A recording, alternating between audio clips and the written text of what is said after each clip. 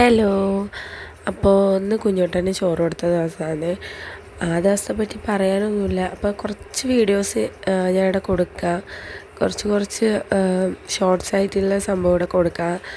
പിന്നെ കുറച്ച് ഫോട്ടോസും കാര്യങ്ങളെല്ലാം എടുത്തിട്ടുണ്ടായിന്. അതല്ലാണ്ട് ഭയങ്കര കരച്ചിൽ അലമ്പുമായിന്. കാരണം വെച്ചാൽ തിരക്കൊന്നും ഉണ്ടായിട്ടില്ല അമ്പലത്തിൽ, പക്ഷെ നല്ലോണം കരഞ്ഞിട്ടെല്ലാം ഉണ്ടായി. ഇന്നലെ രാത്രി ഉറങ്ങാത്തതിൻ്റെ ക്ഷീണവും കാര്യങ്ങളായിട്ട്.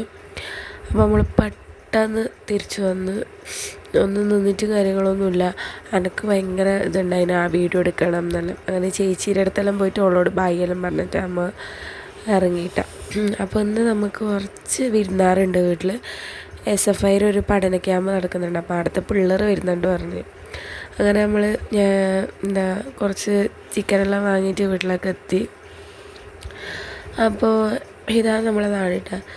അങ്ങനെ വീട്ടിലൊക്കെ എത്തിച്ചാകുമ്പോൾ ഇല്ല അവസ്ഥയാണ് ഇത്.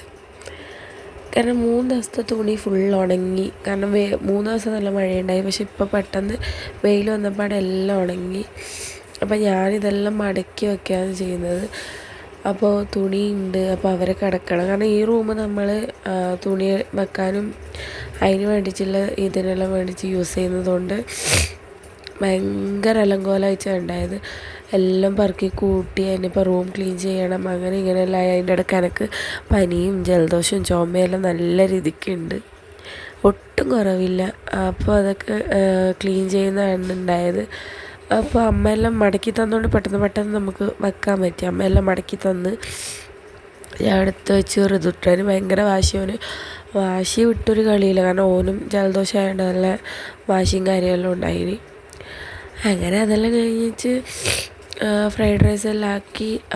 ഇപ്പോൾ എനിക്ക് ഫ്രൈഡ് റൈസ് ആക്കുന്ന വീഡിയോ എല്ലാം ചെയ്യണം എന്നുള്ള ഭയങ്കര ആഗ്രഹമുണ്ടായി. കാരണം ഒട്ടും എവിടെയെങ്കിലും ഒന്ന് വീണാൽ മതി എന്നുള്ള ചിന്തയായിരുന്നു. അങ്ങനെ ഉള്ളത്. അപ്പോൾ അടുത്തൊരു വീഡിയോ ആയിട്ട് എന്നോട് ദിവസം കാണാം. ബൈ.